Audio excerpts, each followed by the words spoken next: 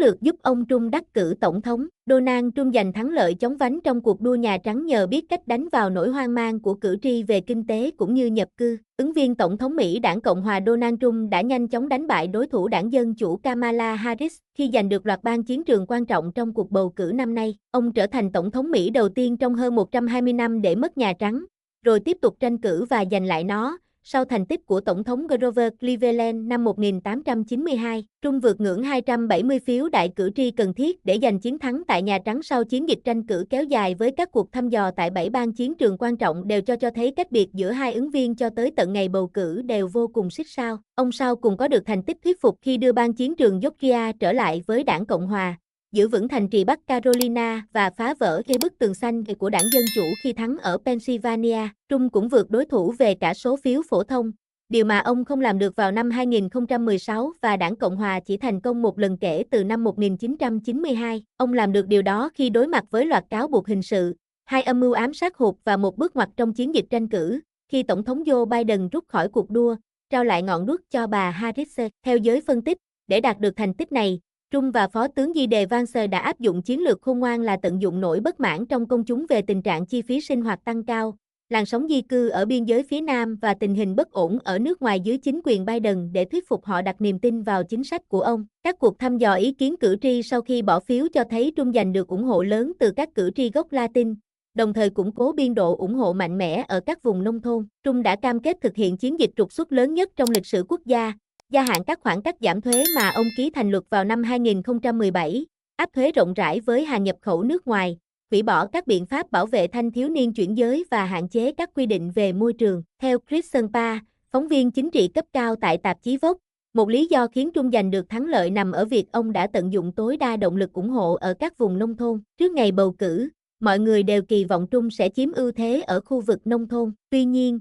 điều chưa rõ ràng là liệu ông có thể tăng biên độ đáng kể so với thành tích năm 2020 hay không. Thực tế cho thấy ông đã thành công. Khi ngày bầu cử vừa bắt đầu, Trump đã thu được những kết quả tích cực ở Indiana, Kentucky, Georgia và Bắc Carolina. Xu hướng đó tiếp tục trong suốt cả ngày. Ví dụ, ở các hạt nông thôn trên khắp Pennsylvania, xu hướng chung khi kiểm phiếu là Trump có thể vừa tăng tỷ lệ cử tri đi bỏ phiếu vừa tăng biên độ ủng hộ mình. Một ví dụ rõ ràng về xu hướng gia tăng này nằm ở hạt Lackawanna, nơi có quê nhà Scranton của Tổng thống Biden. Trong cuộc bầu cử năm nay, Lackawanna đã nghiêng về đảng Cộng hòa với chênh lệch 5,6 điểm phần trăm so với năm 2020. Theo giới chuyên gia, cảm nhận ảm đạm về nền kinh tế Mỹ dưới thời Tổng thống Biden cũng là lý do quan trọng khiến các cử tri đứng về phía ông Trump. Theo cuộc thăm dò được ABC, Ipsos công bố hôm 3 tháng 11, 74% cử tri tin rằng đất nước đang đi sai hướng. Kể từ năm 1980, số liệu thống kê này đã được xem là một chỉ báo chắc chắn dự báo việc đảng cầm quyền sẽ mất Nhà Trắng. Việc Trump đắc cử đồng nghĩa ông đã đúng đắn khi theo đuổi chiến lược liên kết Phó Tổng thống Harris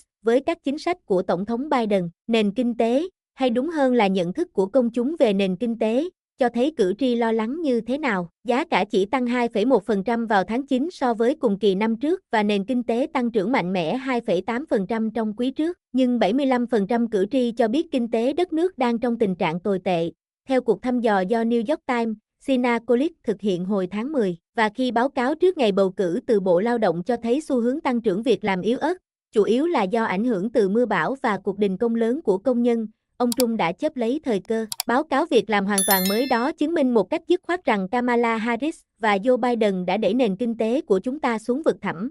Trump phát biểu tại một cuộc meeting ở Michigan tuần trước. Các cuộc thăm dò trước bầu cử cho thấy Trump đang trên đà đạt được ủng hộ lịch sử từ các cử tri không phải da trắng. Mặc dù chưa có dữ liệu quốc gia, một số thay đổi đáng kể đã được nhìn thấy ở những nơi có đông đảo người gốc Latin. Ví dụ rõ ràng nhất là Florida. Bang này đã xoay chuyển theo hướng nghiêng hẳn về đảng Cộng hòa và cử tri gốc Latin của họ cũng vậy. Miami-Dade, nơi từng là hạt có truyền thống ủng hộ đảng Dân Chủ với dân số người Mỹ gốc Cuba đông đảo, đã chuyển sang ủng hộ Trump với tỷ lệ 2 chữ số. Ocelola, hạt có cộng đồng người Puerto Rico lớn, cũng đã nghiêng về ủng hộ Trump sau khi Biden giành chiến thắng với chênh lệch 14 điểm tại đây hồi năm 2020. Các thành phố có đông đảo dân số người Puerto Rico và Cuba, như Kissimmee và Hialeah, cũng chứng kiến đà sụt giảm đáng kể trong động lực ủng hộ dành cho đảng Dân Chủ.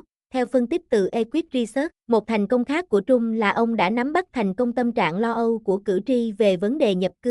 Ông thường xuyên nhấn mạnh vấn đề đã định hình nên thương hiệu chính trị của mình, mối đe dọa và tình trạng hỗn loạn do nhập cư bất hợp pháp gây ra. Các quảng cáo của ông chứa hình ảnh đen trắng mô tả cảnh những người nhập cư xông qua biên giới hoặc cướp bóc trên đường phố Mỹ. Ông kêu gọi áp án tử hình với những người nhập cư sát hại nhân viên thực thi pháp luật. Các vùng ngoại ô đang bị tấn công.